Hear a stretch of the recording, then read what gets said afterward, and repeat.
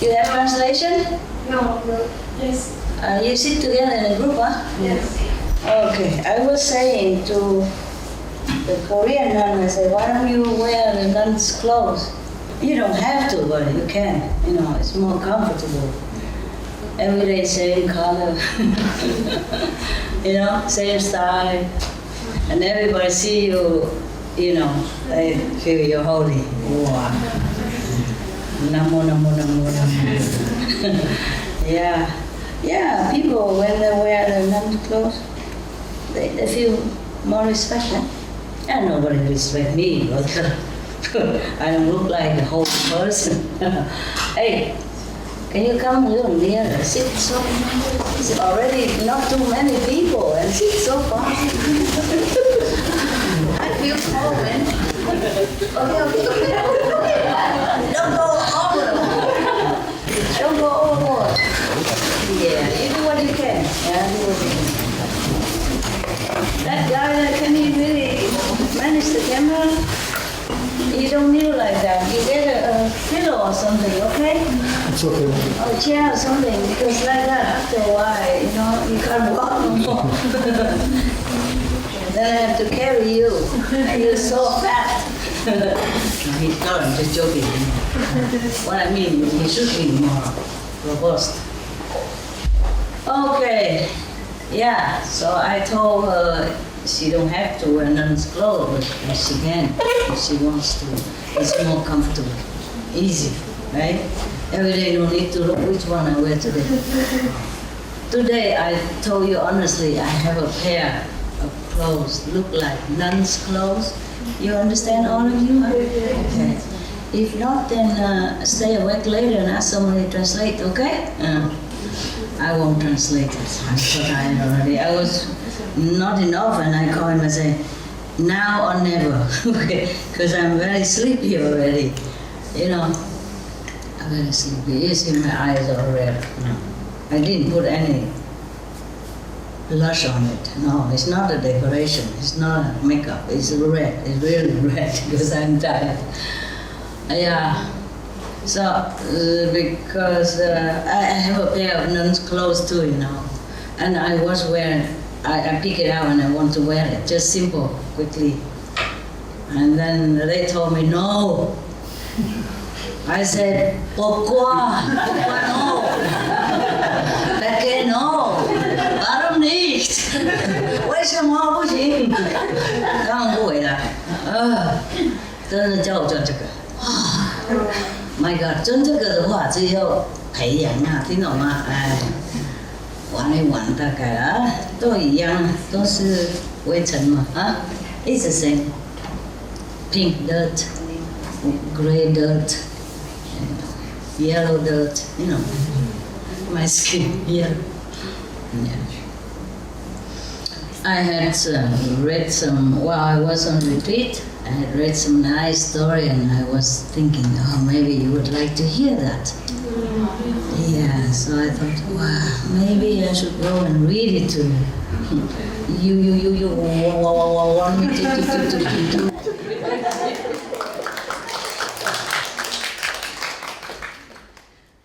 We don't mean to make fun of these people. I just joke with you, okay? You go out, if you see somebody has some trouble like that, stuttering, you don't do this, okay? We should be happy that we are, like perfect or beautiful, or young, or less trouble than other people that we saw, understand? So we should thank heaven for our luck. According to Buddhism, which I know is true, that is whether you are beautiful or ugly, rich or poor, is all the karma that you saw in the past life. And you could even continue to saw again in this lifetime. It's not like, okay, I just saw it in the past and I read it now. No, you can do it now and read it soon. Also, the Buddha said that. So don't ask me a guarantee, okay? He's gone, I just repeat it. but it's true also, even in the Bible says, seek you first the kingdom of God, and all the things shall be added unto you. I recently met a friend, very old friend, 30 years old, 30-something years old friend. I mean, long distance, long time no see. And he looked so old. I was shocked. I almost don't recognize him. If he didn't smile, I would think it's not this guy, it's somebody else. And then he and his wife work very hard, and they don't save much because they have 4 children. They're both doctors, you understand? And they have 4 children, and they have to pay a lot for the lifestyle and for the children. But he's very diligent. At home, he even plants his own vegetable. So he don't spend so much. Relax, I don't have to do this all the time. Relax.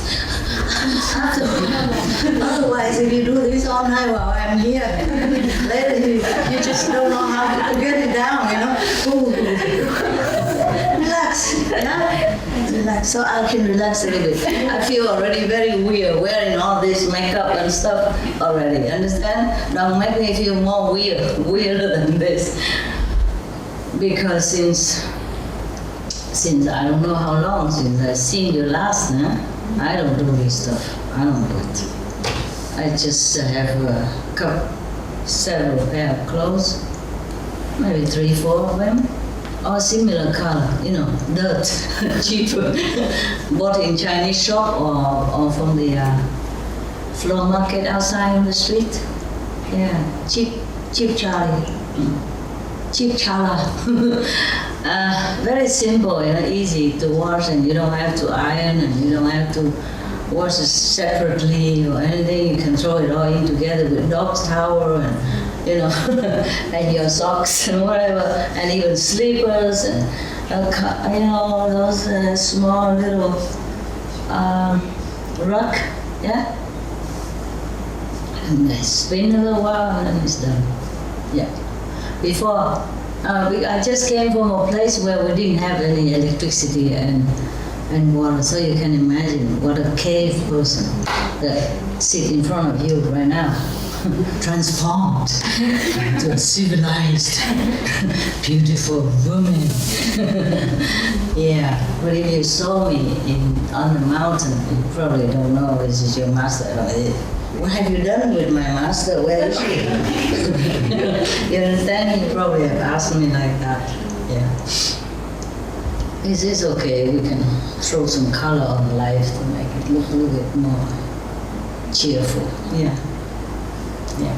But when I'm alone, I was very cheerful by myself. Yeah. You don't feel bothered. You don't feel disturbed of any kind. You feel just so good. And then after I've seen some friends, you know, by the way, you know, passing by, swing by, have a look while I'm coming here. Oh, I can't believe it. Between both of them, they save about 10,000 euros, more or less, maybe a little more.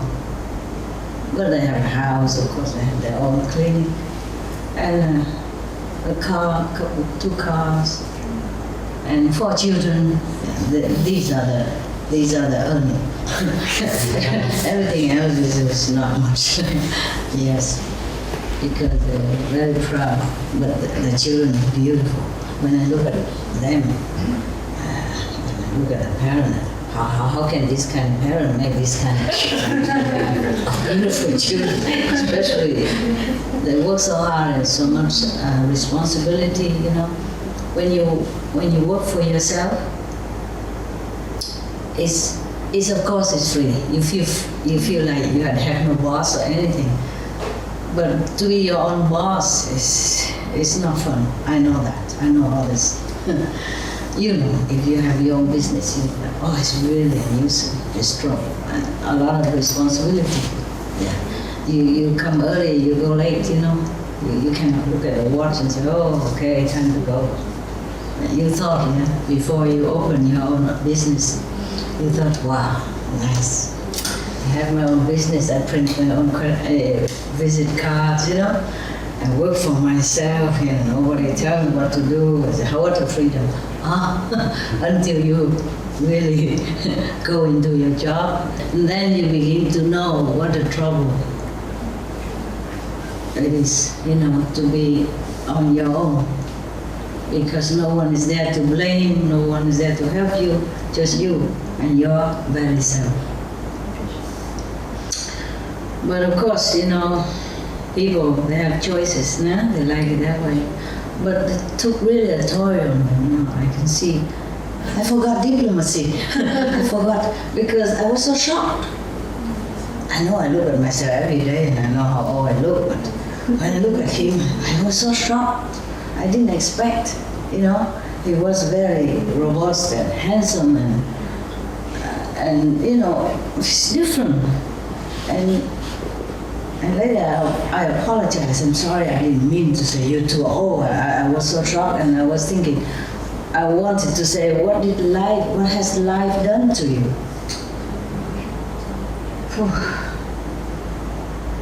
Okay. Yeah, and that's what I mean is, what did I mean? What did it before? Seek you first the kingdom of God, and all the things shall be added into you. I worked for 30-something years already, and I didn't save much. And suppose if something happened to them, what would happen to the children, Still the youngest is still only 15, and they already 60 something already. So they have to work at least another 10 years to accompany the child until the last one, until she's 25. Then they'll be on their own feet. Some could be long before that. Some could be after that. But more or less 20 something, 25. Yeah, understand. So the 66, 67 have to work another until 70 something. And everybody else outside complained when the government changed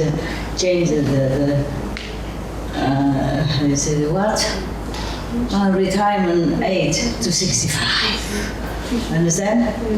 He's 66, 67, still working. And if he stop working, then there's no more income for the child to go to college and all that. And other children are still in college too. Some are 20, 21, just other 18, the other 26 still live at home together. They have good education and all that, but what a cost. And you don't forget how much it costed them to become a doctor, How many years of hard work. You understand that? And then all that, just for that. Wow, I feel so sorry, and my heart really sank a little. I feel so sorry. And they are already fortunate people, very fortunate. They have their own clinic, they work together, they're both doctors.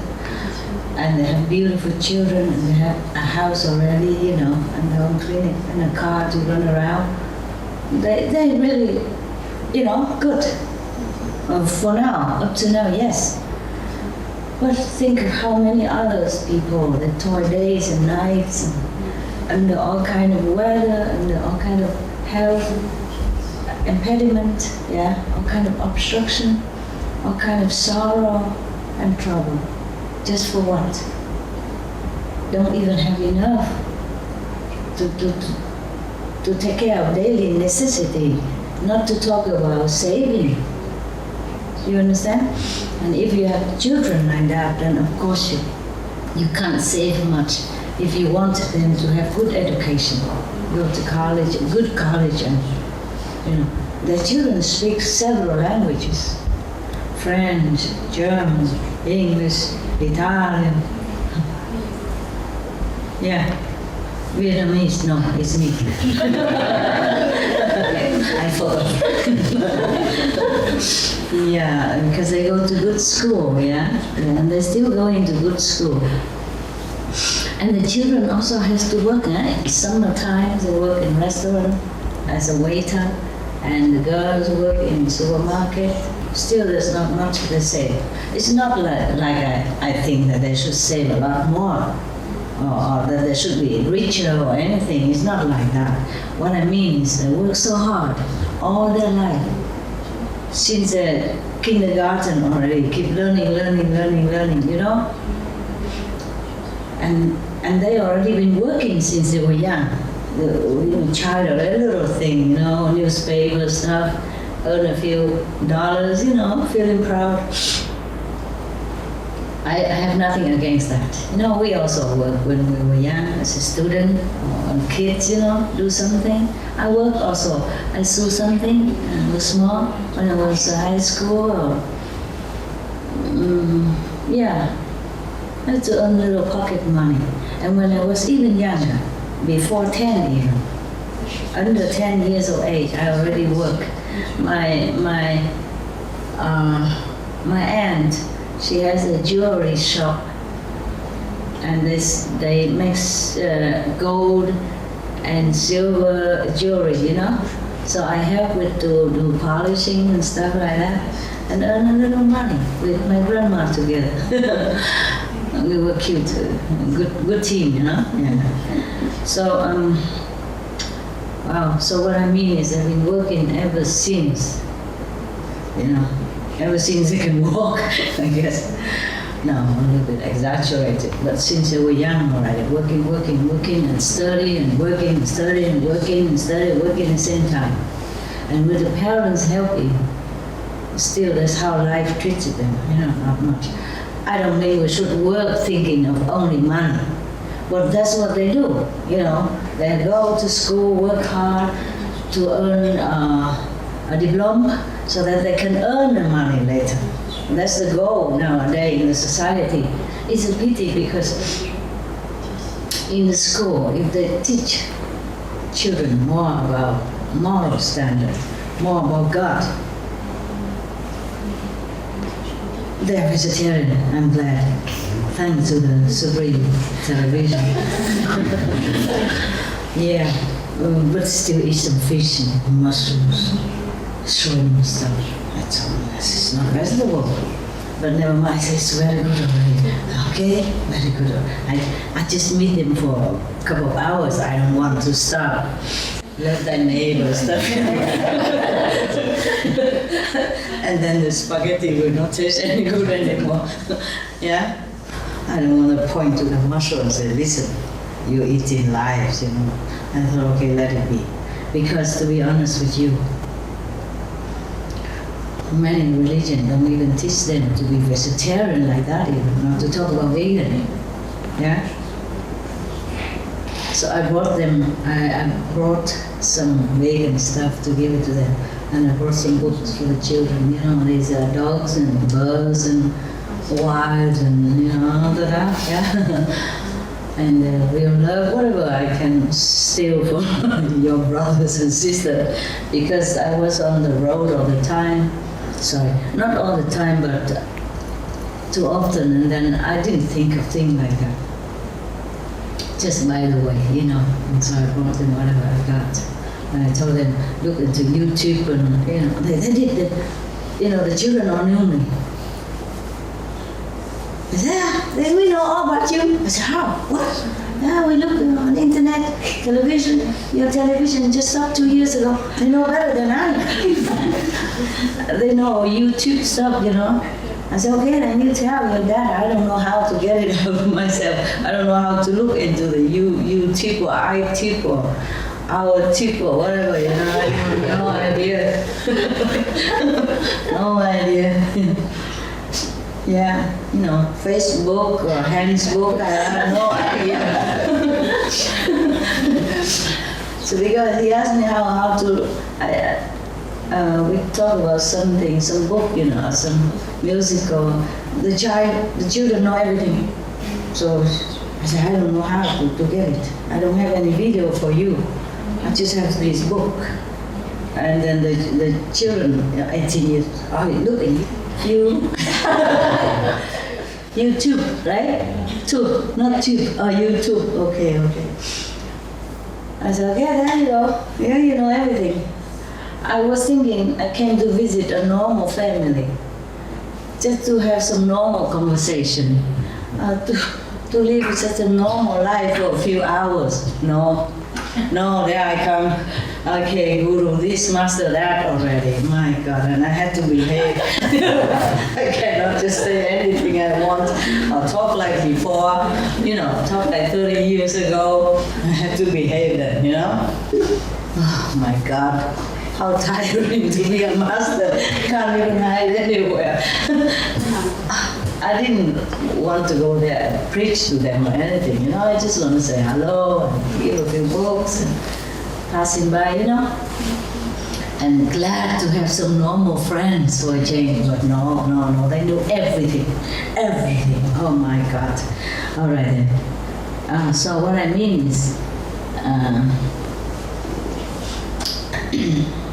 if the people will learn, have been taught in school since young age how important it is to search for the kingdom of God, or your great self, heavens, then they will grow up in that direction, Then even if they don't want to earn money, they will earn it. Now look at me and right? I earn too much, I earn so much, I give it away even. I cannot use it all by myself. Understand? I don't want to either. I did not intend to earn money, but money just came in. And that I don't even take from you independently, understand?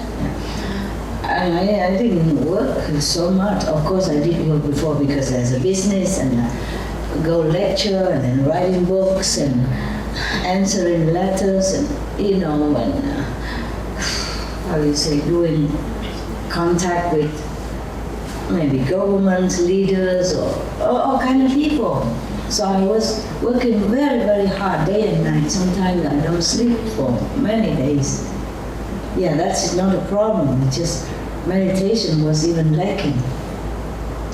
So even if the children have been taught, what I mean is if they've been taught in high school or in kindergarten upward, apart from all the education, worldly education, necessary education, if they've been taught also about God, more than just money or job, or get a better wife afterward, or get a more, educated husband or money-earning husband, then probably there would be more concentrate, because if you think of God, God will help you.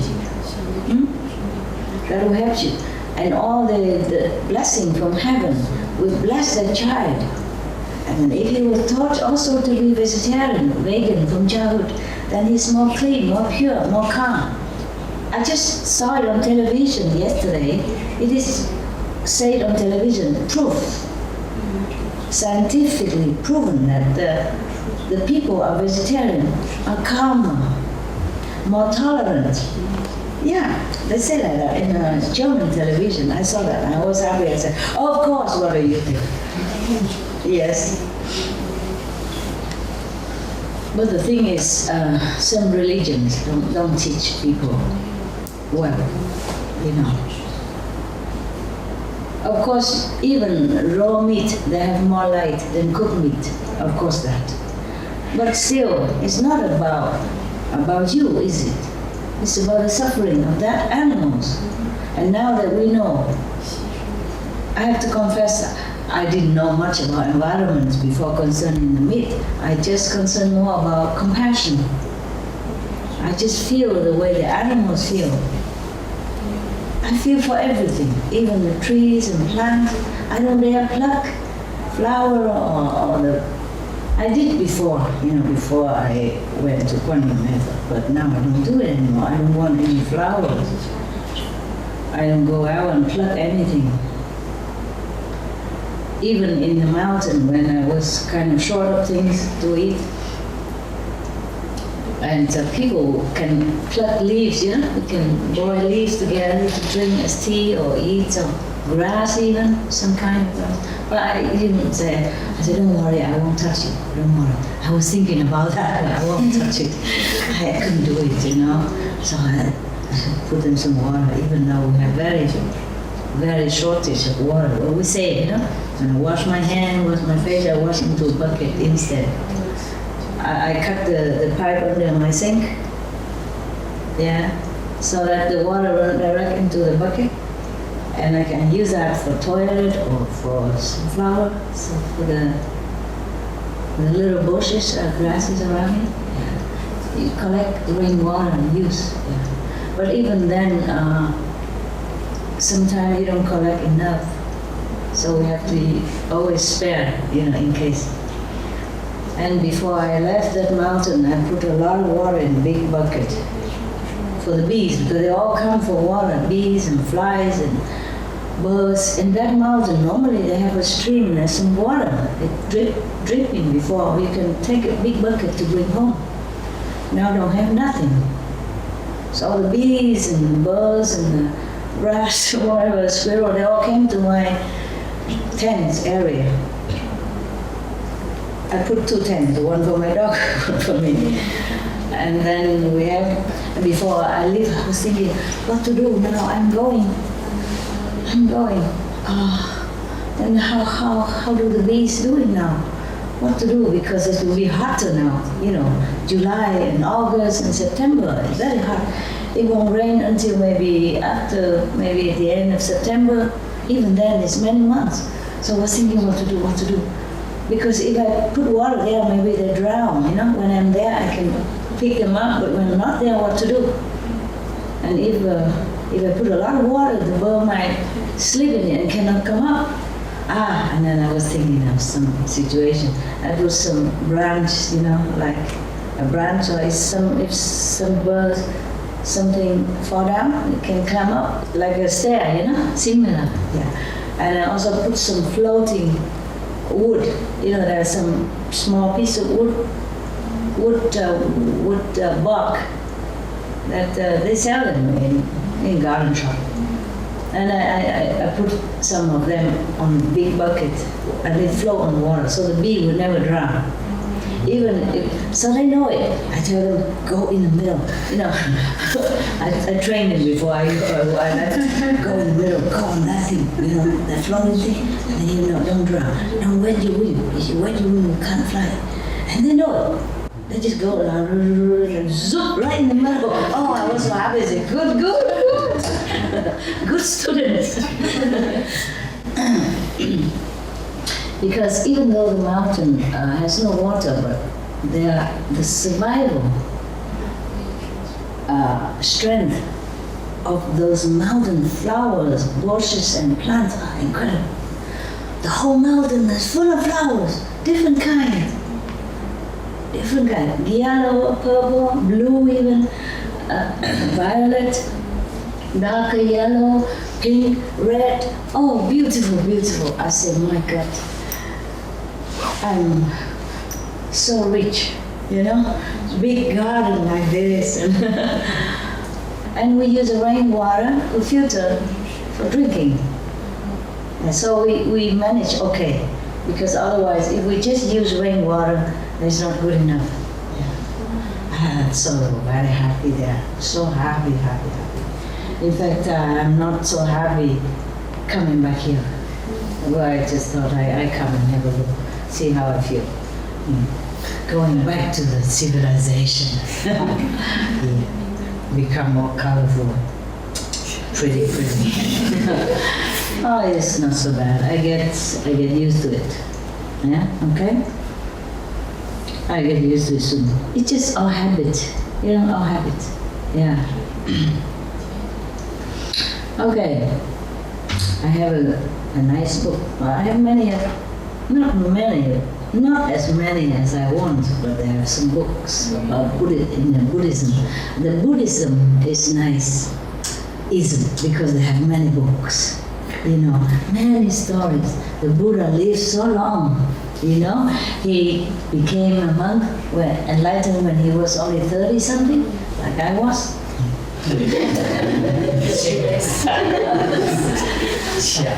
And so he lived until 80s, 80s. So all these years, he talks, different situations to different people.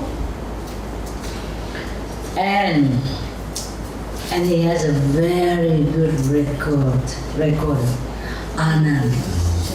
He remembers everything. My God, I wish I had one like that. Then we don't have to bother about it. You know, I don't dare to call them to tell them that I'm coming. So we have to start immediately when I came. That's why I have to go scratching, looking for video and camera and all that. Understand? If we just had Anand, Buddha's assistant, you know, right hand side, then we don't need all this. All he does is just talk, and then you write out for yourself, each one. So that's how it became so many sutra. I bet this is I think this is the most talkative religion that I think. The Christian, we have only one Bible, and Muslim one Quran, and others maybe just one like Bhagavad Gita, some Vedas, and Sikhism. Sikh has one Granth Sahib. I mean, maybe I don't know all the religions in the world, but the ones I knew, they have very not much story, not too many books, not too many sutra like Buddhism. Yeah, it's very interesting for me. I met this French doctor and he told me, when he see the mosquito, he do like this. So I say, yeah, just flush him out. I say, you do the same, no? I say, no, not really. No. I use a cup. And you know, on the cup, and then I put something under there and then I put him out. If sometimes accidentally, yes, but not. Because I tell you what, in the mountain, I had a very, very interesting, how do you say, beginning. Meeting with a little insect. Yeah. He's a she was a she. He's a man like, you know, not arrogant, but kind of macho, you know, reaction to me, you know. I was trying to fix something for the dogs, or for me, I can't remember. Or for both, you know, mostly I couldn't, and I gave some to him. Less salty first, and then whatever I put afterward. You know, my part, I put more. Otherwise, I don't taste anything anymore nowadays. I keep asking the two person who takes care of my dog, is you eating well? Are you okay, everybody? And he said, yes, good, why not, master? I said, I don't taste nothing. So it's me. I thought it's the weather, it's you, everybody the same. So I had to put a lot of pepper, you know, black pepper, and hot pepper, you know, more spicy, something so that I can swallow. I'll be happy when the day comes when I'm free of all eating and wearing. I will wear something else, but I'll be happy if I don't have to do so much stuff, you know, just for this body. But it's still useful, so I try to take care of it. Yes, otherwise it's just actually just a construction of flesh and bones, and some water and some little ions and some little vitamin in it or whatever, you know, not much. If you take it all out together, I don't think anybody will buy it. You know, the iron is probably enough to make one meal, usually, you know. And the bones probably could be grind and make some calcium or something. Yeah, not much either. I don't think anybody will buy it. They'd rather buy a pig, you know, or something. And our brain, nobody would want it, you know. And then they'd probably eat some pig brain somewhere, but they don't eat my brain. Yeah. Anyway, so we are just nothing, absolutely nothing. But for this nothing, we ate so much from the world, and we caused so much trouble for the planet, and oh, we are really a nuisance. We are really ashamed. Even nowadays, even when I eat something, I feel like I'm burdening the planet. Even though it is the illusionary planet, but a lot of people, a lot of beings depend on it. So I share every day a portion of my spiritual merit point to any being, anyone that I can think of. Okay? Yeah.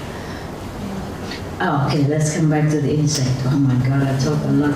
Oh, okay, we even forgot the children before. Okay, let's go back to the children. Your master is old. Yeah, let's face it. She forgets. Yeah. So if they taught the children, summary quick, okay, then we go to the insight. About God, about compassion, so we don't eat the animals. It's not even about the planet yet, It's about the suffering of the animals. They do suffer. Yeah, when they drag the animals to slaughterhouse, they really cry. They don't want to go. They try to stay there. They understand. When you take them for a walk out to the pasture to eat, they go with you, no problem. When you take them to the slaughterhouse, but the thing they do, I don't want to talk about it. Terrible. The thing we do to the animals before they die. For example, the cows, they make them walk through the sterilizing pool of water, and some drown in it, because they cannot swim. They scare also, they force them and they push them and then they drown in that sterilization water, understand? They want to clean the cows before they slaughter, but this is terrible thing they do. Terrible thing. Many things, I cannot believe this. We are humans, we should be more humane. That's what I say. Forget about Buddhism or Christian or anything. We should be more humane. Humanism. That's what we should follow.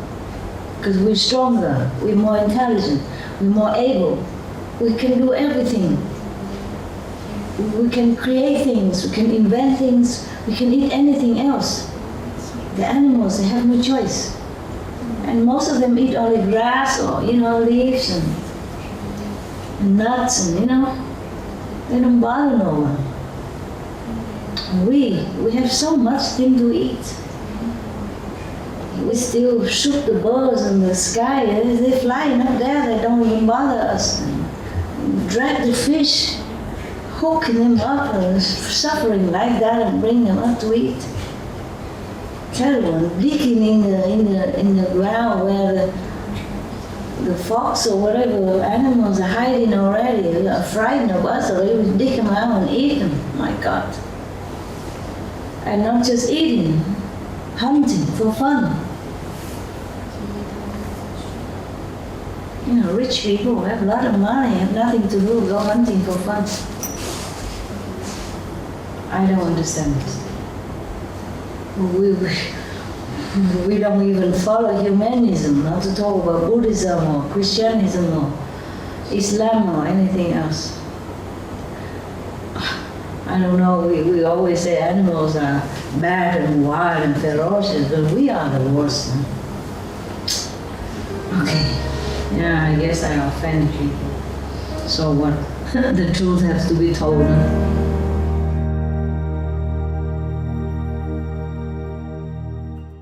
Okay, now, then the children will be more calm when they teach them all this. Compassion for other beings, because they are beings. They're living beings, they know, they have feeling, they know how to love. Even plants know.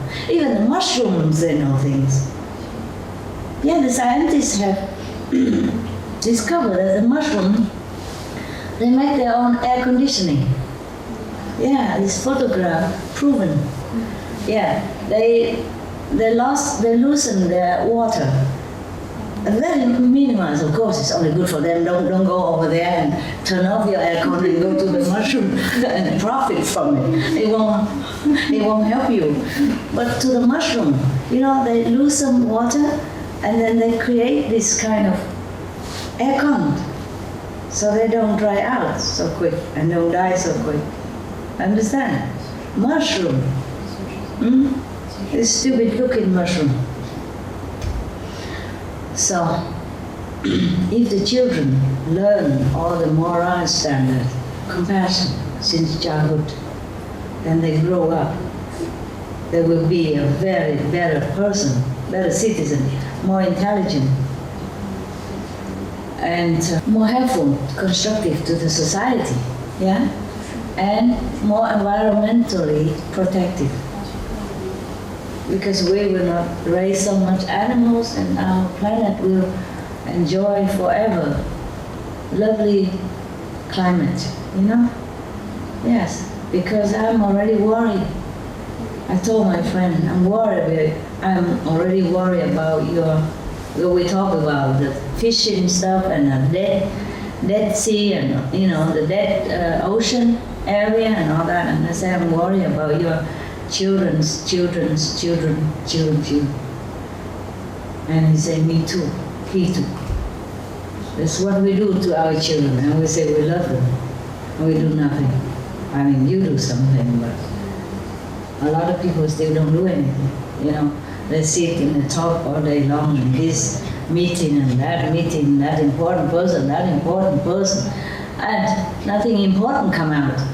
Just worry about petrol, gas or things like that. They are minimum compared to the animals' husbandry. We all know that by now, yeah. And I send so many books, from crisis to peace everywhere. The leaders, if they read it, they cannot say they don't know. Well, everybody knows. Nowadays, but I'm glad the television, they put more this topic already, more on the television than before. And even they mention vegetarians better, and they even advertise Western vegetarian company. Yeah, vegan company. Ham, slice, vegan ham, this vegan, that vegan, wonderful. Yeah, people are more aware now. Yeah. If I don't have to work to meditate so much now, then I would continue to make the Supreme television, but I think 5 years is enough to make an example, And we send a lot of information everywhere to the leaders and to the newspapers, people. And now I told them to upload all our information, all the things I talk about, even my poetry. Even my poetry also has some Zen in it, Even romantic poetry, there's some Zen in it. So upload them all on internet, so whoever has affinity, and they will know more. And then maybe soon we will have world vegan, world peace. Oh, let's hope. Children are vegetarians in childhood, they become more intelligent. They don't have to even work so hard for the diploma. Yeah, it's easier for them to graduate. And then after graduate, they continue to be even more intelligent, or at least remain so intelligent, And then it's easier to organize their life, and saving won't be a problem. Money earning won't be a problem. Heavens will help them. Things will happen naturally, that they will earn their life simple, quick, and in abundance. Because everybody, it's already proven that vegetarian people, vegan people has more higher IQ. Yeah. And if they continue like that, then higher IQ all the time. That's it, huh? So truly, seek you first the kingdom of God, and everything shall be added unto you. Before you practice Kuan method with me, your life will live more messy than now, right? You're more organized now, and saving is easier for you now. Yeah, and you're not starving anything, and you're wearing all nice and colorful SM design or anything, you understand? And you lack nothing, huh? Yeah. And you don't earn it, maybe you earn more than before or not, but you know how to save, and you know how to organize your life, and you're happier. Yeah, it's not about earning more money, but know how to save more and more contented, more happy with your life. That's important. It's not just about earning money, isn't it? Right? Yeah. Okay. So now, like my two friends, one is working here and one is working there, also together, but have to go far away, 2, 3, 4 weeks at a time. Every month like that, and neglecting the marriage and, deprive the children from the company of both parents. I told him, have to be together, work near home. Children have to study near home so you can keep an eye on them. 15 years old, you don't send them to England far away from home because she'd be lonely, a girl, and naive, innocent, and easy to risk falling into bad companies. I hope they listen. I told them anyway. Yeah. So you see, really, if we seek the kingdom of God, all the things really shall be added into you. It is, I am a good example. I think many of you are also good examples. Yeah? Yes. And even, otherwise, even a lot of people study business management, banking and all that, they still don't earn and don't save as much as you do and are not as happy as you. You go on holiday all the time, from China to France. My God. From Hong Kong here many times. Last time I called 5 person, all Vietnamese, from Hong Kong, United States, England, Germany, from even down under, so far away, in Brazil and whatever. My God, where do they get so much money? A lot of people, they work so hard. Even doctor and all that, they don't have time for holiday. They don't have enough money for holiday if they have children. Especially if they have to take care of their own clinic, They have to pay for the staff, yeah? They have to pay tax, and don't leave much. When you do business, you have to declare everything. And they don't leave much for them to spare. And they have to keep working until maybe 70 something to accompany the last child. Both have to work. One is away from home and one is there. Oh my God. When you're more intelligent, you will know how to earn money easier.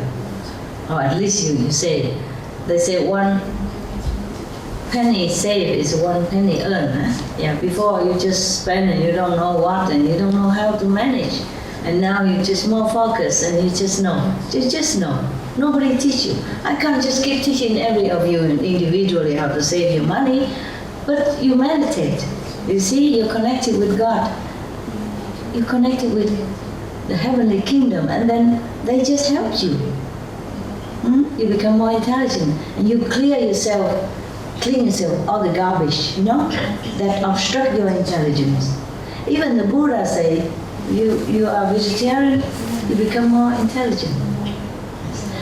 You don't steal, then your property will never be touched, never be stolen. And if you have no sexual misconduct, then have some kind of, I forget, next time, okay? Next time we will talk about the 5 precepts more profoundly, okay? Maybe one day, 1 chapter, if I have a chance. If I won't get sick or anything like that. If the karma will not be too much. Or if I don't have to run to do meditation. If a small group, it's okay, But if we have a retreat, for example, like 2 months before, everybody just want to grab me so much and I have no heart to say no. So I was like almost a day and night and I had no time to eat, no time to sleep, and no time to even do shopping, to buy something, and then get sick. And get sick and don't eat and get more sick. And take medicine and ruin the body immune system because just too much medicine and not enough food to balance it. You see what I mean? And that is too much. But I just couldn't say no when I look at the face, like my dogs when they look at me. Oh, I cannot say no. And I was happy to do it, I was so glad and happy and love to do it. It's just the body doesn't always have the capability to withstand all that. I drive myself like a first-class car, and it's already old car. You see what I mean? Even first-class car, you have to give it a rest sometime. You can't just drive all day, all night, every day, every night. You understand? Yeah. It go bad quickly. Yeah. And all this light, come and hurt my eyes and create more wrinkles. Yeah, otherwise I would look as young as you if I don't work so hard for everything, for everybody else. You know what I mean? And facing all this light, spotlight, then I probably look young forever. So some of you ask me, why the master, the youth well and all that, youth source well and you stay younger as I can, I give it to you. You'll be younger. So you see how the parents are the same. No? The children are growing, healthy, robust, and the parents shrinking, smaller. Yeah, like a dry plum, yeah? Dry date or something like that. And the children just get bigger and bigger, stronger. They're taller than the parents, My friends' children are taller than them. And they were very tall before. And I feel like they're shrinking. Maybe scientific experiment or something like, honey, I shrink the kids, remember? Okay. Yeah, my God. I'm supposed to read the story for you. And I go on and on and on like that. You prefer the story? Huh? Anything. It's okay. Read the story, for God's sake, right? Okay. I forgot it in the insect. I haven't even finished my own story yet. The Buddha has to wait. No, the book won't run away. The story will stay here. I hope I can read it to you. Many interesting stories about sacrifice, about compassion, about loyalty, about enlightenment, about the consequence, the good success, good outcome of being compassionate, being yearning for enlightenment, meaning seek the kingdom of God. Yeah, many beautiful stories. The Buddhas had to sacrifice, countless of lifetime. He even chopped his hand, feet, bore holes into his body, and give away his children, his wife, and suffering untold hardship and physical pain in order to get even just one stanza of the truth. Just like everything, just even one short, they say poetry or something like that, talk shorten of the teaching of some sage. Like everything is impermanent.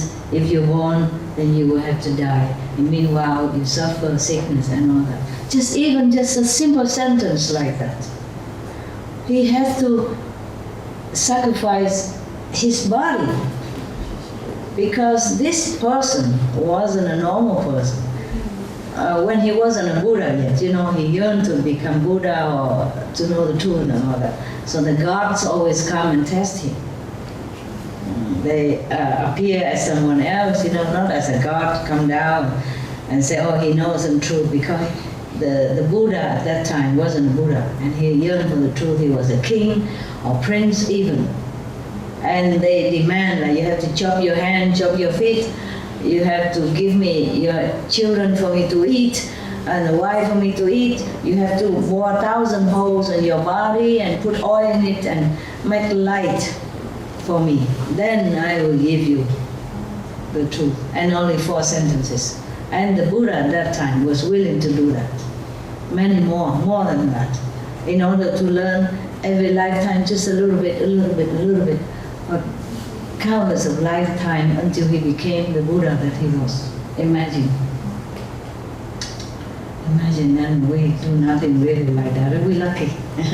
We have just a good method. We don't even have to memorize just one sentence like this. And that sentence didn't bring him to Buddhahood or nothing even. You understand? Didn't bring him light or any contact with heaven yet. No. But after he died, because of his sincerity, of course he born into heaven. He had to then come back again and learn again and do sacrifice again. Oh my God. And even became some animals again, good one of course, and then become all kind of beings in order to study more, endure more,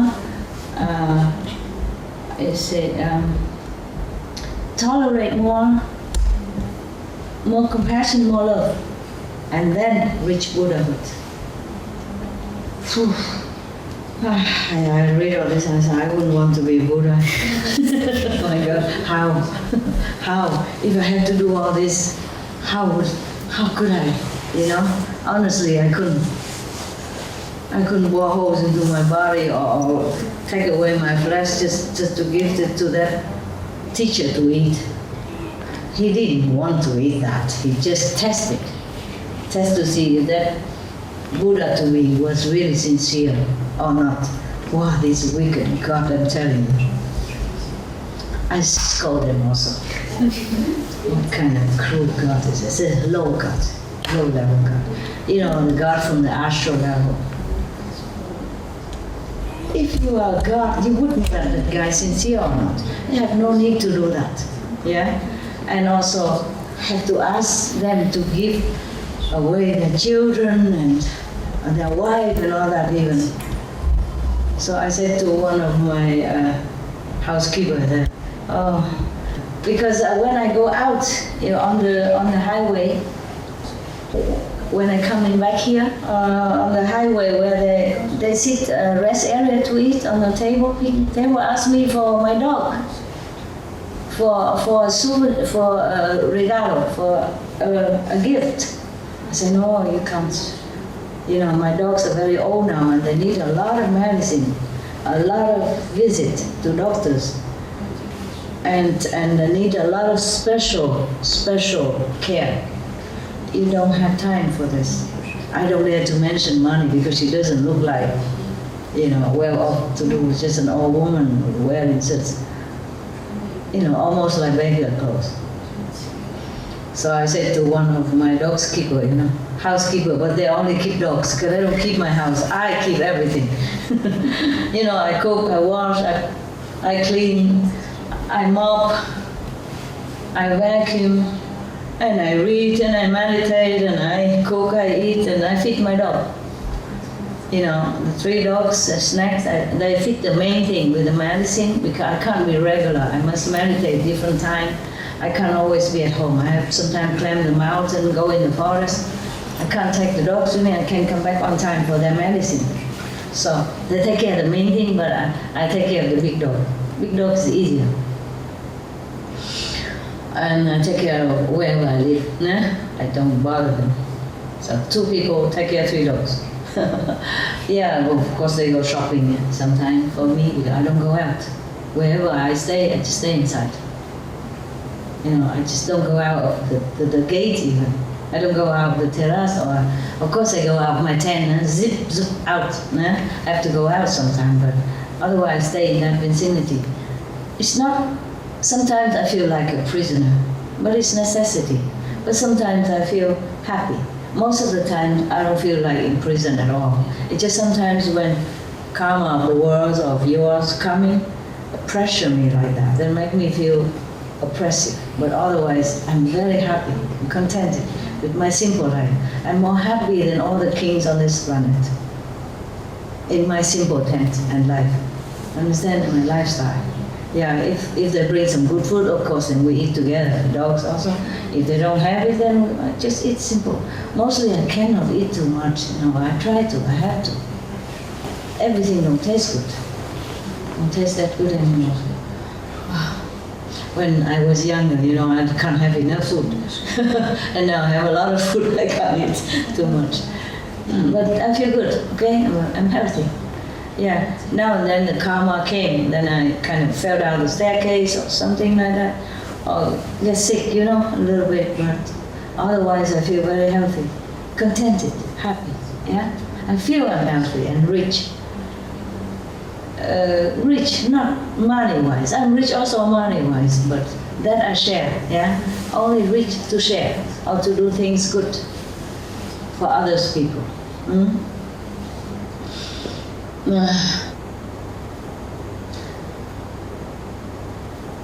I can't print money, and I can't beg on the street, so I have to sell some of my stuff, understand? And get some money to print free books, yeah? And to give it to them whenever they want to do musical and stuff like that, or to give it to the poor people, whatever necessary. The papers are necessary nuisance. Okay, where were we? Oh God, help. Insect. Huh? Insect. The insect? Not yet. What was it before? Children. Buddha teaching completion. Too far. Just now, what was it? Buddha. Huh? Buddha. No, just now, just 2 minutes ago. You are very content with yourself in the mountain, on the mountain? Yeah, okay. I go on the highway. A highway, yeah. And the woman wanted one of my dogs. They're already so old and sick, happy she have treatment, and she don't look like before already. And I still want my dog. I said, no, you can't afford it. I want to say money-wise also because it costs a lot of money nowadays. But I say, you can't afford it. It's too much time, too much medicine, too much care. You can't do it. I have to have 2 people to take care of them. Just take care of them, huh? Not me, huh? So I said, you go in any pounds, any dog center, and you can adopt them. They'll be happy to give you as many as you want. My dogs are too old. I don't dare to mention the big dog because I won't give it. even if the God come down and test me, I say to my dog keeper, I say, don't bother testing me because I will fail. I will fail miserably. I will not give my dogs away. Not to talk about my children or anything. I don't do that. Why should I want to become a Buddha and cause suffering to my children or my dogs? My dogs are used to with me. My children, of course, they might die one day or they might die tomorrow. Of course, life is impermanent.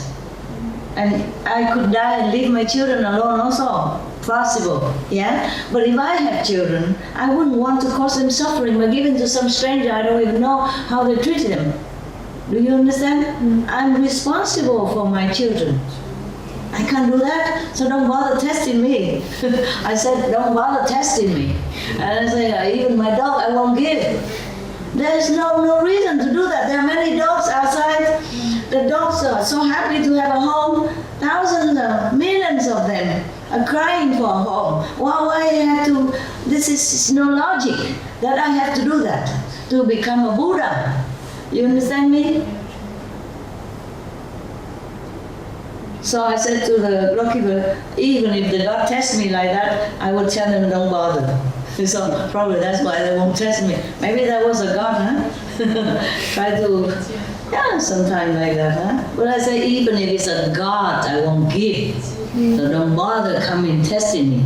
It's no logic, huh? She can go into any dog pound and have it. It costs nothing. They'll be happy to give it to you. Understand? As many as you can manage. No, they won't give as many. They give as much as they know you can manage. They're also responsible. Just that's not logical. So if I have to give my life to you or any one of you for any good reason, I gladly do it. In fact, I wanted to do 1,000 times for the world peace, for world vegan, for world suffering. It's just I'm not allowed to do it. I have to continue to live. I don't mind dying 1,000 times. If that make people less suffer. Understand me? But no, they make me suffer a little bit here, a little bit there. And then I continue to live, but suffering. You don't look at me and you think I'm telling a story. No, I do suffer. But it's okay. You know, it's okay. Because the world, people, the hell people, they suffer more. No matter how much I suffer, they suffer more. So I don't mind. Understand? I don't mind. Because if I do mind, I don't come back here today. Because the other God tell me don't come. You know why? Karma. I will suffer later. Somehow. I'm suffering already, but not visible. It's like, if I talk to you a lot, I lose a lot of cells. That's why I get old quicker than you. Understand? Not just this light, don't lose some, but not as much as the losing of cell and energy and spiritual cells as well, not just physical. I know all that. Not that I don't know. But if I care, I will not come back. I will not come here tonight to you. I just feel like I should come and tell you some good story, reminding you to open more your heart, to meditate more, to be more compassionate. Then you will reap better benefit now and later. And you benefit the whole world and the universe. Otherwise I would not come. Okay? Not just you, if I talk to anyone, I will lose them. Just the exchange of karma. Understand? So he or she become better, and I become worse. For the moment or for a shorter period of time, it depends. Just like a garbage collector outside, you know. It's your garbage, isn't it? Huh? They smear all over his body and make him smell bad and sometimes endanger his life. Garbage collector is one of the most dangerous jobs.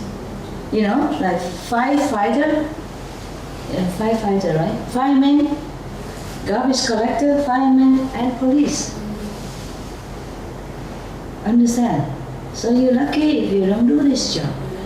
But don't laugh at that guy who is smelly, who is bringing your garbage into somewhere, you know.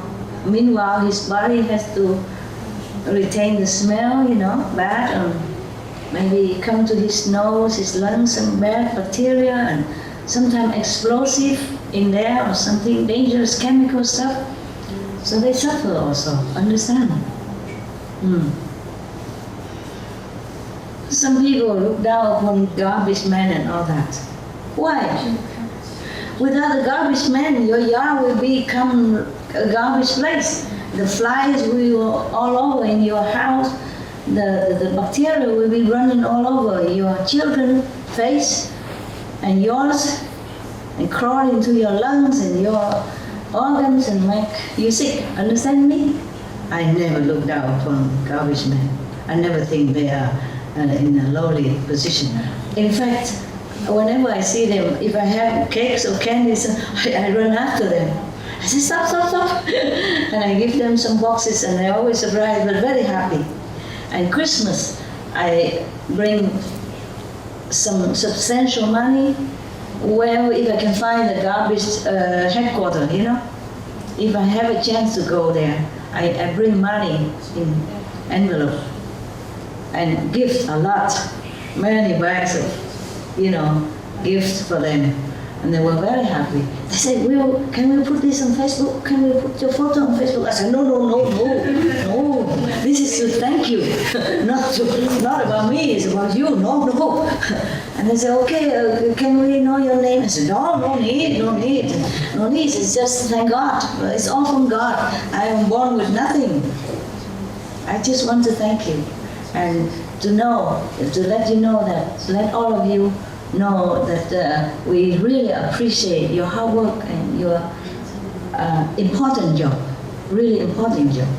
Without you, our cities would be terrible. Our life would be disease, you know, lagging, and our children will not be able to grow up old, you know. They might die young even, for full of garbage and bacteria and all that. And if I have to stay in a hotel, I leave good tip for the chambermaid. I leave good tip for the reception. The reception I give, of course, very good. Or taxi driver and all that. About the chambermaid, I'm worried that sometimes the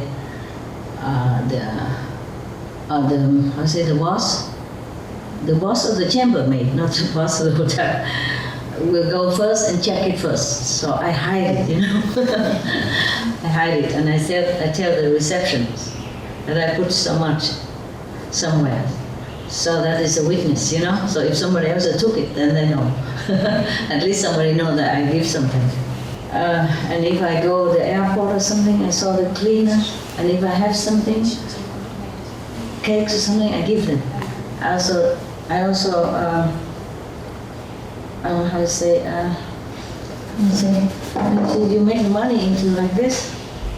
I wrap the money up, small. And then I come shake their hands and thank you for doing a good job. And I say, oh, no problem, you want me to throw it away? I say, no, don't throw, look at it. And I run before they have a chance to make noise. And then everybody look, If I give something somewhere, if it's very big or small, then I run fast. Because I'm worried that they might run after me to thank me or refuse. And I'll be embarrassed, I don't look like a shy person, but I'm very shy in this respect. I'm shy in many ways, Before, when I was younger, I was very shy. I can't imagine sit in front of you and talk like this. You know what I mean? 1 million years, I would never imagine. Okay, what else now? Where was it? Why did I talk so much about this thing? Why? You are willing to sacred. Oh yes, I was willing. But if it's Stop away.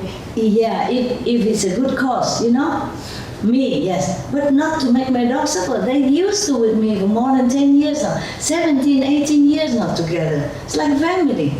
If I give him away, how can he live? He don't just live on food. Oh, talk about that, I goosebumps, I don't just live on food, They live on love. And Verbindung, is that my Verbindung? German? The connection, you see, between me and them. So just to think of that, my heart shrink already. How would I even do it? You see what I mean? If they ask for dog, then take me also, then okay, get together, fine. But cannot just do this to the dog. It's not his fault that he has to be with me, understand? So no need to come and test me around. I would just say, get off, buck off, go away from me. I will fail, don't test. Yeah, it's truly like that. And so we laugh, The dogkeeper, my housekeeper, and I laugh together. Because he understood what I'm saying. Yeah. Sometimes I give them hard time because of my dogs. Not to talk about how I give my dogs away. But it's so funny, why everybody wants my dog?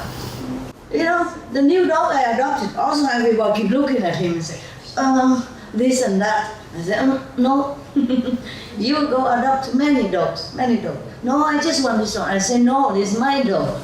If you want, I buy you one, I'll get you another one. No, I just want this one. It's funny, not just now. When I first had my dog, Goody, Happy, and Hamid, everybody eyes on them. Even Goody, he has a short tail like this. And he's not like the only one on the planet, Rottweiler, you can get them, buy them, adopt them. Even adopt them. I saw where I adopt a new dog, there are many Rottweiler inside there. Abandoned, not wanted. You can have 10 of them if you want at one time. All Rottweiler, all same looking and all short tail. Try to wag whatever tail he has. Oh man, and with a shadow, he don't have tail, but he wags. I can see it a little bit. Okay, and we just sitting together with my assistant, dog assistant. Actually, not my assistant ever, because I'm able, I cook. I even cook for them and for dogs. So nobody needs to take care of me. Nowadays, you buy washing machine, you know, a dishwasher, and you're happy. You know, vacuum cleaner, you don't need to hire anybody. You don't need anybody to do it. Of course, when you're busy, then your assistant help you a little bit. You know, when I'm not home, I can't clean quick before I go. Then after I left, they clean one time. One time in half a year or something like that. Depends, yeah? Otherwise, I do it all myself. Yeah, I don't need anyone. The thing is, people don't understand that. Like the people who has money and all that, you know, or the high position people, they're proud to have many servants. It's no good. The more you use people, the more karma you also have to share.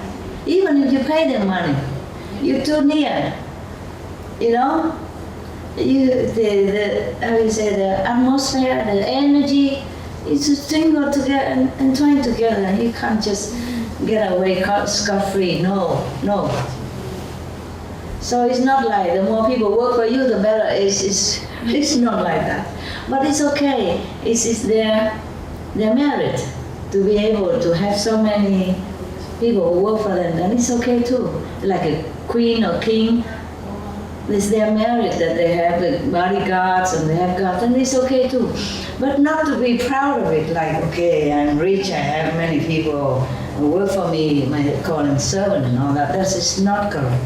You have to treat them, you know, with respect and love, all the same. Take care of them, because they will be just like family member then. Otherwise, you will reap terrible things in the future, this lifetime or next life. So I'm happy to be alone, you know. So I'd rather do some work, because you need to exercise anyway. Understand? You see, even the breatharian people, they need to do some exercise. Why? You just go clean your house, clean the window, wash your clothes, you know, take your dogs out, huh? Or just, yeah, whatever. Walk around in the forest is a beautiful exercise. Yeah, at night it's scary though. I have to say to you that I'm not always fearless. No, I have fear. But I put down the fear. I know the fear there, but I just have to do it. It's not like I don't have fear, huh? Don't have this illusion, huh? I don't boast that I am a fearless person. No, it's not true. I'm afraid of many things. Because life imposes it on you already, understand? So it's not like I don't have fear, huh? And forests, sometimes they have animals, you know, even skunk, they can kill you with their stink. What's wrong with you? You're tired? You want to go rest? You can. Right? Because it's late, I understand. But I don't know if I could stay again, you see, till tomorrow. Because when I came, they didn't clean my house, and I don't have nowhere to rest. And my mood feels different. I cannot tell you that everything is equal to me, you know. Dirty or clean is all equal to me. I am all equal. It's not like that. I don't like dirty things. Yeah? I also like what you like, you know. I like to come home, bed ready, take a little rest, and put your feet up, you know. Yeah, take a break before I do my work, things like that. Understand? I like what you like. I have a body like you, a mind like you, a heart like you. My soul may be a little different from you, but the physical aspect, the emotional aspect, the mental aspect, we are the same, okay? So I cannot boast to you, tell lie to you like I don't fear. I fear. I fear the darkness. I fear to sit alone in the forest or dark at night. But my dog helped me a lot, if I can have him around. But someplace I cannot, it's too much thorny, you know? If you have seen that interview with the Suprema Master Television lastly, okay, some place is not good for the dog to go in. I wear boots, I go in, but I cannot harm him, understand? So then I'm alone and I'm fearful. Fearful, but doesn't mean that I won't do it, okay? Yeah. Even if you know nothing will happen to you, you still have fear. The mind has fear, understand? The mind is alert, you know, have any noise, then you scare something coming or not. There are snakes, you see, there are scorpions, there are skunk, there are foxes, there are some insects and all that. They are not all harmless. But thanks to heaven, I am somehow protected. So I'm still here and looking nice and beautiful. Happy. I am happy, okay? Very happy. It's just even in the karma, I'm happy.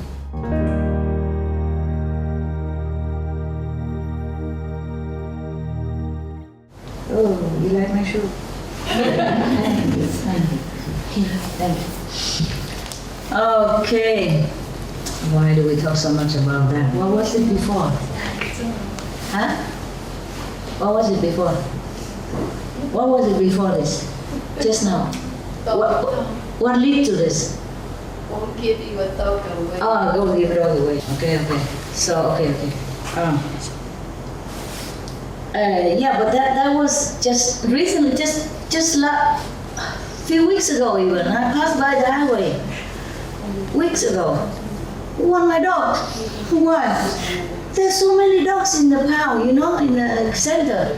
There are some sick dogs, but they are old dogs, but there are some baby dogs too, puppies. You can have anything you want. All kind of dogs in there.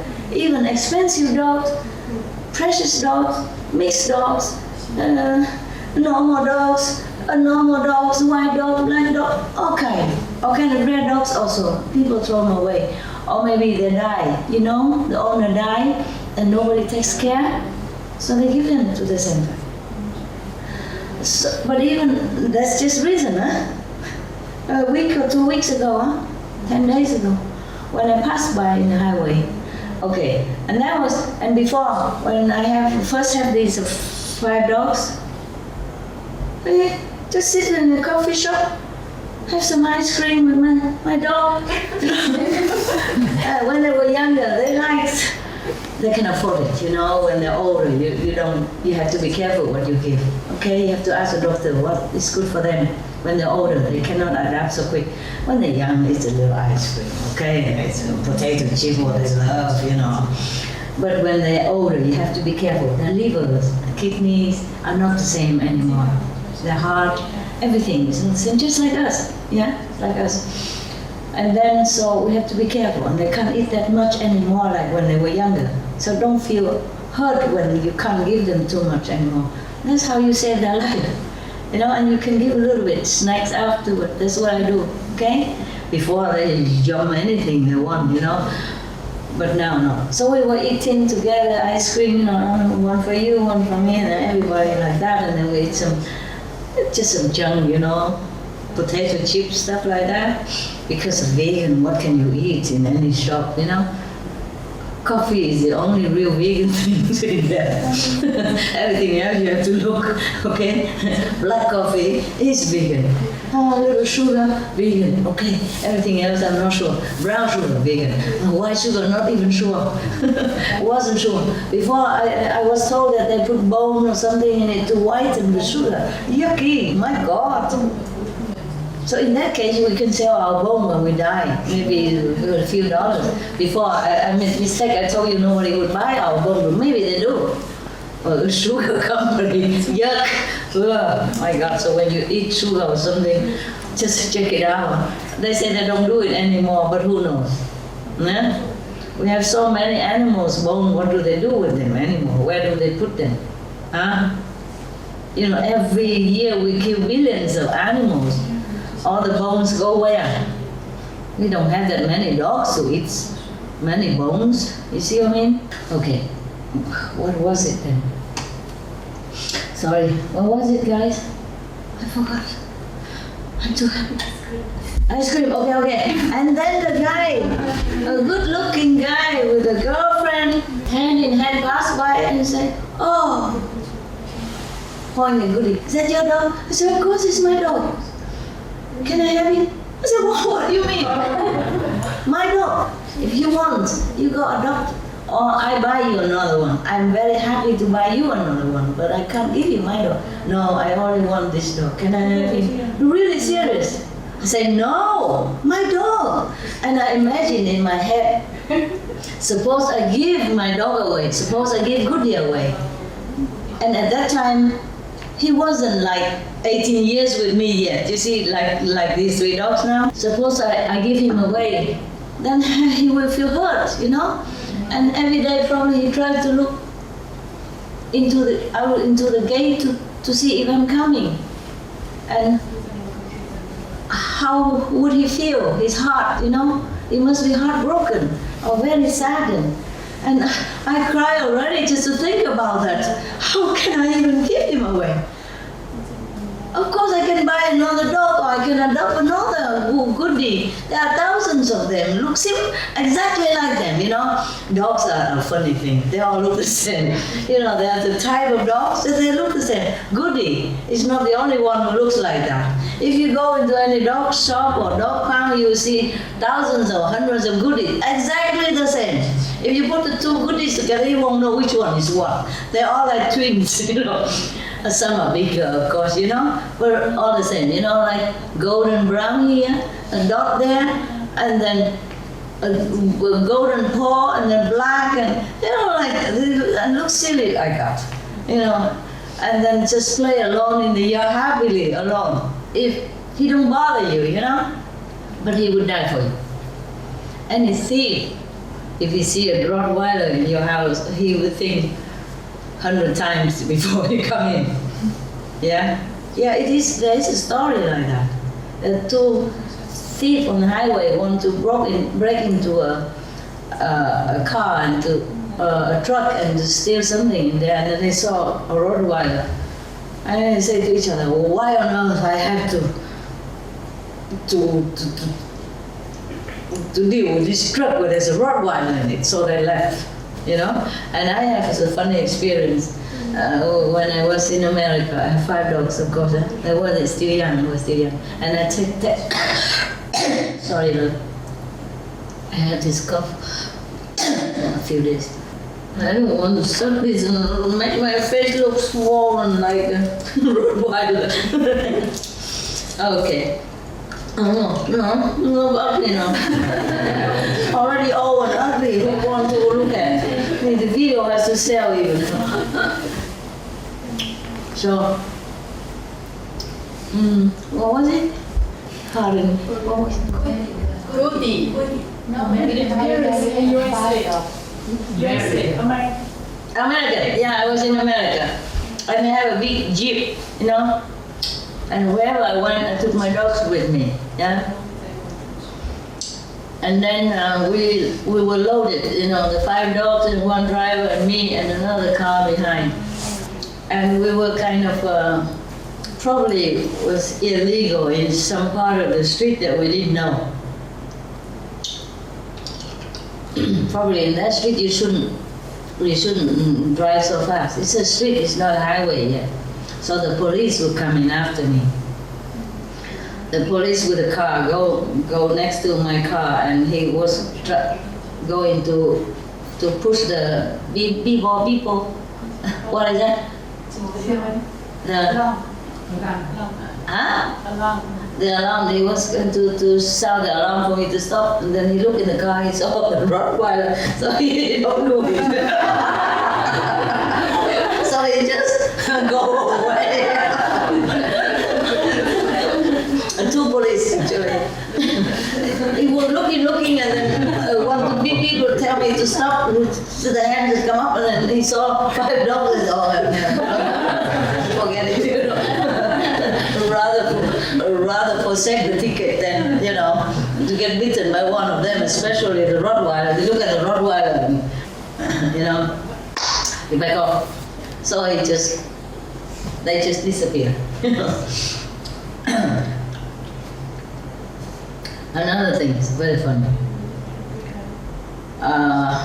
Sometimes I live in a house, yeah? I don't always live in tents and huts and caves. It depends on where I go, you know? Sometimes I don't have a tent at all. I wanted to, but I don't have, then I just have to live in a house for a while or something, or whatever, or it's just temporary or permanent, it depends, yeah? If it's more spiritual in the house, more spiritual energy, a connection in the house, then I stay in the house to profit. If it's not, then I leave it like a potato cake, hot potatoes, because I prefer outdoor. Yeah. In the house, I'm bored. In the garden or big mountain, river, I feel life is more interesting. You know. I look at this tree, that tree, I look at that flower. I feel it's more lively than in the house. Even if you put me in the house, I'm probably too bored. And either I read book all day or I watch television all night because I don't know what else to do with myself. If I have no garden to run around or not big garden enough or not enough variety in the garden, then I'm bored, you know. So, but sometimes I live in the house, dogs in there, on the beds, the whole room full of dogs. Each one have a bed. And blanket and all that, of course. Why do I talk like this? What was it? Huh? Dogs. Dogs are okay. He's afraid of dogs because, and they knock at the door and say, oh, wait a minute. With Zoro, you know he's big. You haven't seen him, huh? He's like a horse. You know, he stands taller than the table.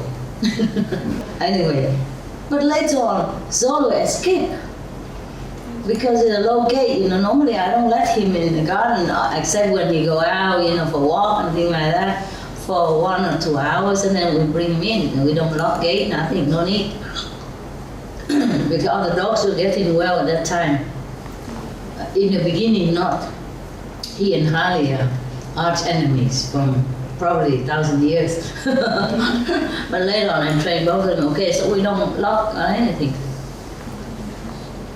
It's just sometimes in the house, and when I don't want them to step on each other, so I have to separate them into different rooms. You see, with just clear gate so they can see each other. Yeah, and short so that all the air will be circulate everywhere. Just that they don't step on each other because some are too big, some too small. You see what I mean? But when they go out, they all buddies hang out together, no problem. So I put him in the backyard. I didn't think anything. But later he escaped. He come in, and I was so scared because he used to be very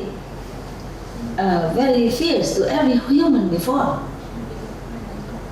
And then he even beat me when he first came, accidentally. I guess because I was trying to play with his bone. Oh, his bone.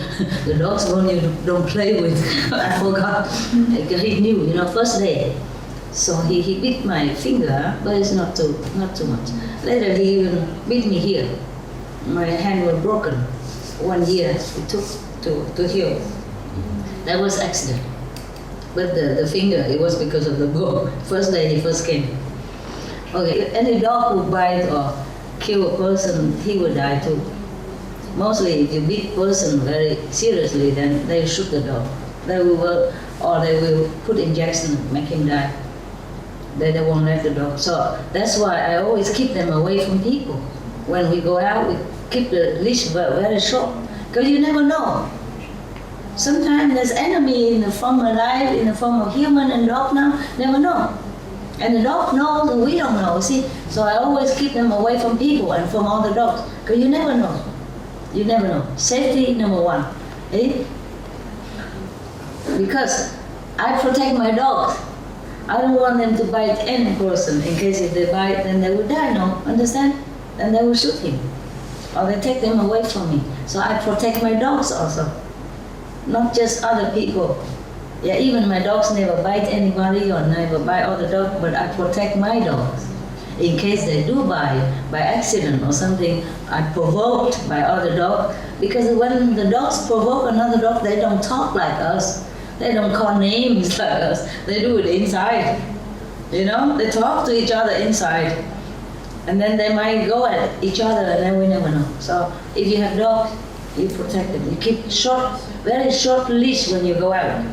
And if a big dog, you put a muzzle on him, just to be sure. Anyway, it's a law in Europe now that if you have a big dog, like Rottweiler, for example, then you must muzzle him. They don't very seriously control that. But it's a law. It is the official law. So like when big dog go out, I put muzzle on them. I hate it so much, but I do it. Because you never know, yeah? Safety.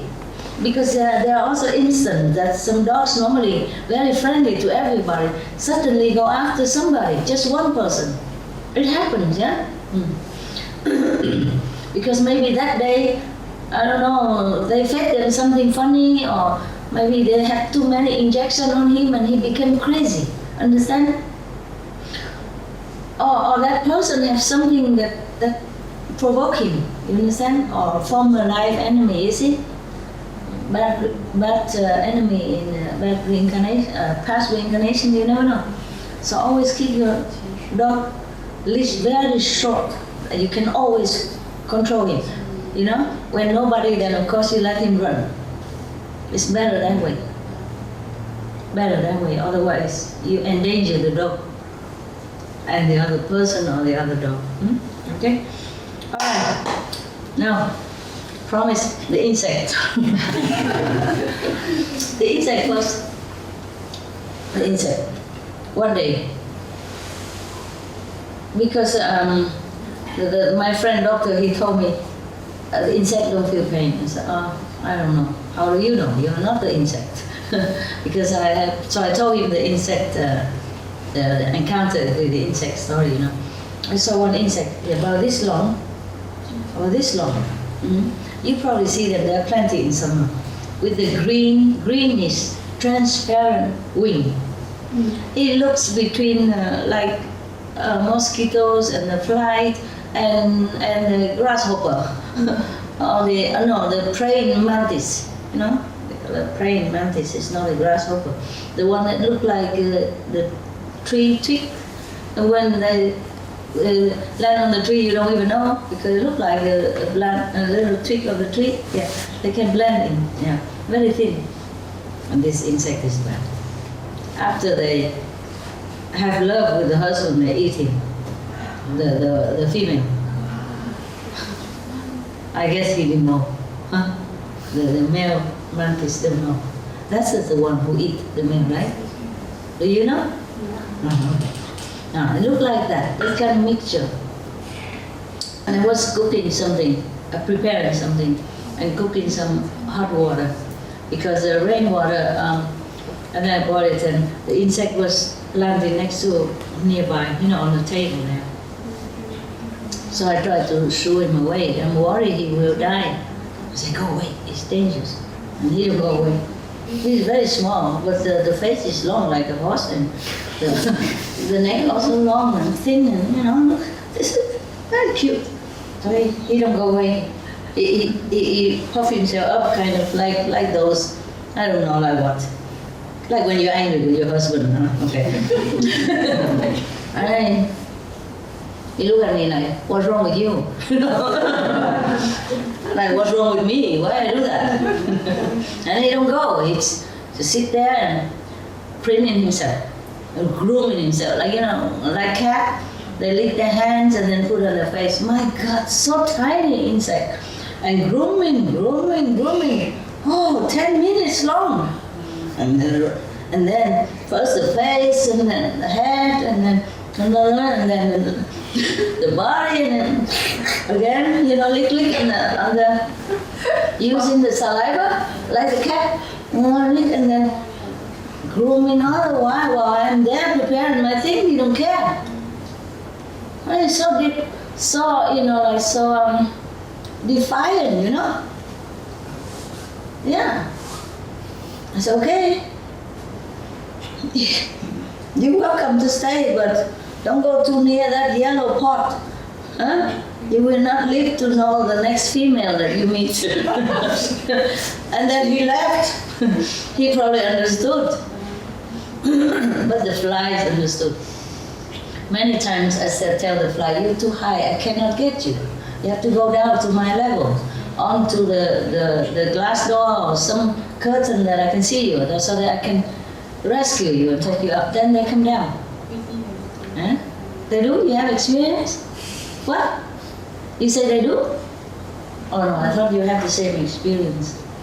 I know about the fly and the bee. Very good, very good. You know, because before I left, I don't put them. I don't put water in a big bucket like that. You know, those like garbage bucket, very tall and wide.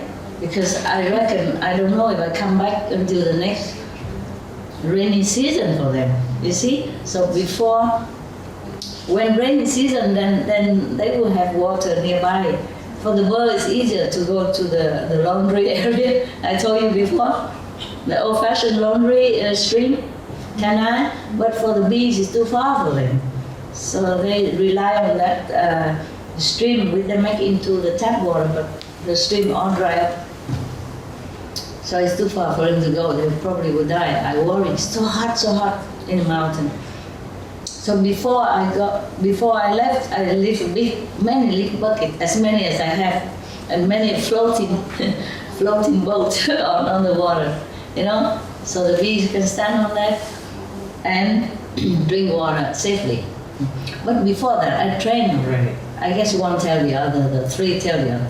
Before that, I put water in the dog's bowl. And I put also this floating wood bark on top. So at first they don't know, they just stay on the edge and sometimes they fell down. But sometimes some are older, they know it, they balance on the water while they're drinking. They put their feet in water and they think their wings don't get wet. Oh, that was wonderful. I was thinking he's drowning, but no. When I come here, he flow away. So he just stand on water to drink. But still, some are drowning. Some are getting into water and cannot get up. If the wing get wet, then they can't get up. So after I know that, I cannot always be there to fish them out, you know. So I put these floating stuff. In the dog bowl, I put a smaller one, put it in a big bucket, because I find a big one, you know, as big as this. Yeah, so even 10 bees can stand around, you know, and drink. So I train them already. At first they run, and look, and I don't know what, and I go at the end, I say, no, go in the middle, center. And then they look at me, and then they go, right in the center. I go, wow, really good. And I try with the other bees, same thing. At first they don't understand, but later on they understand. If you really concentrate and tell them, they understood. Yeah, wow, I was so happy. Bees are so obedient. Better than my dog. Okay, that's it. That insect is really cute thing. It really teach me a lesson. But I don't think he don't understand, you know. He was so defiant. What's wrong with you, like, you know? And then he don't go away. He just sit there and doing, you know, mind his own business. And I'm doing my stuff, but I move a little bit far away, you know. If he doesn't move, I have to. A little bit more inconvenient, you know, into the other area. But he made such a big impression on me. I never imagined an insect like that. Grooming, and then grooming all over. And grooming body and leg, you know, hand, yeah, and the wing, you know, the wing merchant. Oh my God, he just sit there forever and grooming himself. Probably having a date, you know, in the evening or something. Getting ready, you know, at his age, I'm sure. Sure, having already conversation on the phone, waiting somewhere, meeting a restaurant somewhere, you know. Big flower restaurant. In the mountain, a lot of flowers. They're beautiful nectars for the bees. Some just small bush like this, and the whole bush is just flowers. Yellow flowers, so beautiful. Even in such condition, like bloom, so beautiful. Oh my God. I took some picture, but I don't know where I put it. I didn't take it with me. My car was full with luggage for the 2 assistants and my luggage. Mostly it's for work. My clothes I didn't bring here. You know, everywhere I have some simple clothes. Only here I have. They buy all this for me. So if I have it, I wear it. I told you already before, no? Otherwise, I don't. If I bring clothes as well, then we have to hire maybe an airplane. All these, shoes and clothes to play theater with you. Then probably an airplane. Before I even need to take camera with me everywhere I go. Because I used to do it myself. You don't know it. Oh, my life is strange. Before, when we still have the Supreme Master television, and I have some weekly program cooking and all that. Oh, you don't know.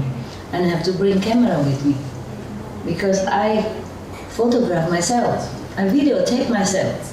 That's why you don't see many angles, yeah? And then when some people, if I invite people, then I be the cameraman.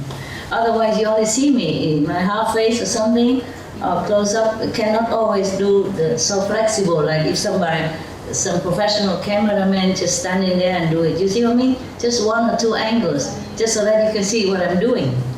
Only. Yeah, that's why, because I did many times myself. I can't just bring cameramen with me. They're not always around. And I don't have enough space. I don't have enough time to warning, to prepare everything. No. I just wear a pair of clothes or whatever I can buy on the street. That's why sometimes you see me wearing clothes. It's not so good looking or cheap or something, but I have no choice. Like sometimes I don't want to wear that red shirt or in some of the teleconference, but I had to. I had no other shirt to wear. Yeah? Or sometimes something don't look like a shirt, look a little bit like underwear or like an undershirt or something, but I had no other with me at that time. And I had to do it that day. I had to send it at that hour to SMTV so that they on time, understand? Or send it before for the conference, etc. And I had to do it in hotel. I had to cook in the hotel and record it in the hotel, all by myself. Sometimes if somebody there know how to, then help me, but otherwise I do it all by myself.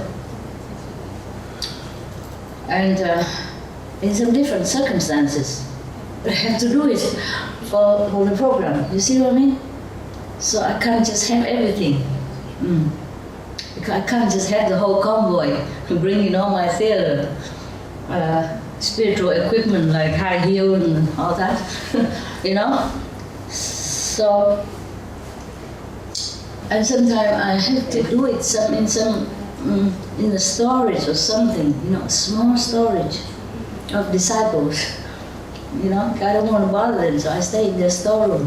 And their storeroom are, of course, full of things. So I have to have just a small corner and put everything away, one corner. And I do it there and then sleep there. They want to give their room for me, but I don't want. Of course I don't want. Because they have to work in the morning and all day. If they give their room for me, then they don't sleep comfortably, in a strange area, strange bed, or strange sofa or something. So I'm okay. Easy. So in different situations, understand? Therefore, and it was so hot. It was so hot and I had to keep changing clothes. It was so hot. Because the light, sometimes they don't use this cool light, they use hot light. Because we are on the road, we cannot always have everything. Whatever we have to take with us. Or whatever we can buy, then we have to accept it. And if it's winter in a small room, it's hot. But I have to say that I appreciate some of their system, Now they're not here. Some monks, or they really are very patient with me in this kind of situation. Sometimes we don't have room like this. I have a small trailer, caravan. And caravan room very small and tiny and narrow. And they have to kneel there, they cram their legs together so that they can stand in front of all this computer and whatever they do for hours on end. I have to really appreciate it. Afterward, I thank them, of course. I give them something. Or I cook for them, But that's nothing compared to the sacrifice they make, cramping themselves like that, and kneeling there because there's no room. No room for computer, and camera has to be a little distance for me, you understand? Therefore they don't have room behind them. So they cramp. And I pushed myself all the way to the end of the room already, and they push themselves all the way to the end, but we have equipment, you see? They have to control the computer and all that stuff. There are things that we have to do. Okay, I don't know if we still read the story. You're not sleepy? 5 o'clock? I was very sleepy before. Yeah, I tell my dogkeeper, I threaten him, I say, 10 more minutes, I sleep, and you won't be able to wake me up. Because I was so sleepy. Okay. Oh, I don't know.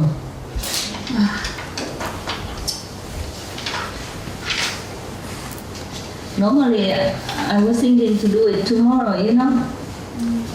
Like, I take a rest first because I came late already, and it's late, I didn't want to wake you up. And because I don't dare to call on the phone saying I'm coming and all that. You see? So I have to go when I have to go, and I come when I come. That's why my house, my little house, I didn't clean. Not the big house, the small house. I don't live in the big house. The big house is like a wardrobe. Hanging, you know, spiritual weapons, like this kind of thing. Yeah. and all the stuff. I stay in the hut behind. Yeah. They didn't clean it. But I think they couldn't believe that it's my house, that's why. They know it's my house, but they couldn't imagine it's true, so they didn't clean it. Nothing at all. I just want to take a little stretch, you know, before I come out, and then maybe we do it in the morning or tomorrow, but then I didn't do it, so I have nowhere to stretch. I don't want to stretch in a good bed upstairs, and then they have to clean the whole big bed, because upstairs is a big bed. Wow. It's a king-size bed. And if I mess it up, then they have to, and then I don't use it again, and they have to clean, and then whoever clean, you know, have to take all the bed out and wash it again and put it back in order again in case I use it in the next 10,000 years or something. So I don't want to mess up that big bed and beautiful bed. You see, I just want my little hut bed, you know, the one that they nail a piece of wood on some of the wood piece, yeah. They saw it and then put big wood on it. Then it's a bed. Yeah. The reason I wanted a bed, I didn't have to, but I needed an even high bed. According to Buddhism, you shouldn't sit on a high bed. But I needed it for my dogs in there. She's so big and fat before. They're so small, I didn't. She also wanted to come in. I said, no, up. Hardly, they're all nice. Not all the time, but they love to hide. It's their nature. In the nature, they hide in the cave in the small area, if you're secure. So that's why I have to always buy those small huts for them. Because they like it to go in there. They don't have to, but whenever they want to sleep, then they all go inside. Even hot weather. And then, again, I have to have aircon. Because it's too hot in there, you know, in the hut. Winter is good, but summer is hot. And they panic, but they like to be in there. So we have to have aircon, you see. So one thing leads to another. Dogs are expensive, I tell you. Why dog again? Yeah. They probably didn't think that is really my house, because the hut is only, I don't know, 1 meter 20, 1 meter 50 or something. 1 meter. I can stretch the whole thing, and a little bit more, so that probably 1 meter 70. Yeah, and very narrow. So they probably, and it looks not luxury or anything, you know, not even a real bed. So they just put all the blanket and pillow in a plastic bag and just protect them there. And when I come home, I see everything on my bed except a room for me to lay down. Yeah. So probably they didn't think that it's really my bed, you know, my room. It is really my room, my house, okay? And all the big bed, because they said, well, what's the point? There's a big bed upstairs, you know, big sofa downstairs, aircon, big room, bathroom next door. Oh, why must I go there, the small hut with the homemade toilet and shower? They probably couldn't imagine. Understand? That's why I didn't scold them. I wanted to, but I thought, oh, probably they couldn't imagine. They know, but knowing but realizing is different thing. You know what I mean? Like knowing that you are Buddha, but realizing you're Buddha is a different thing. So I didn't scold them. I said, well, I'm very disappointed. And why nobody cleaned my house? That's it. And then I had to go up, do my thing. I have to shower myself, make myself clean and lovely, to present myself, this product to you. The finished product. Not too bad, huh? Yeah, life is great, we make it colorful. Blah, blah, blah. Okay, maybe we go rest up, and then, yeah, I feel happier now. My house is clean, so I feel better mood, so maybe I stay a little while, and tomorrow I read it to you, okay, huh? Yeah, you need to take a rest. Breakfast time anyway soon, right? More or less, no? Yeah, you cramp, no? You sit all day and all night already. We go, okay? Yeah. I need to change to another pair of clothes anyway. So many clothes. Oh God. Today, when I came back from nothing to face so many things, it's a completely opposite things, And I was thinking to myself, am I happier here or was I happier there? I thought I'm happier there. More simple. You don't have to look which one match what, And you don't have to throw color on your face just to match. Huh? What is it? Butterfly? What? What was it up there? What? I'm asking you guys, and you're just doing that. Huh? Mosquito. Oh. Mosquitoes. Oh, don't worry. Yeah, fly too. Okay, later you open door, window, let them come out, huh? Okay. If there's no light in here and light outside, they always go out. That's why at home, if you don't have to turn on the light so early, then you open all window and door in the evening.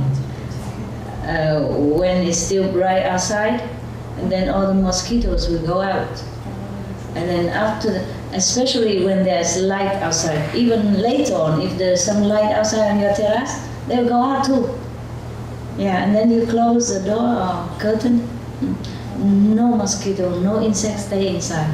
If it's inside dark, outside bright, even especially, all go out. Yeah. Okay, ciao.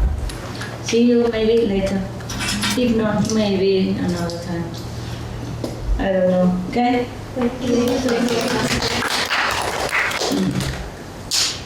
Yeah. I was thinking it's a small group I can handle. Yeah, I can deal with you. It doesn't matter. Of course, if more people here, they'll be happier.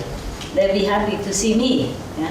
But otherwise, they can see me later. We make video, and they can always download it on the internet. Yeah. All the things we upload on the internet, you can download and print them out, or make a new copy for yourself, free. Okay? So I don't have to rent a storeroom.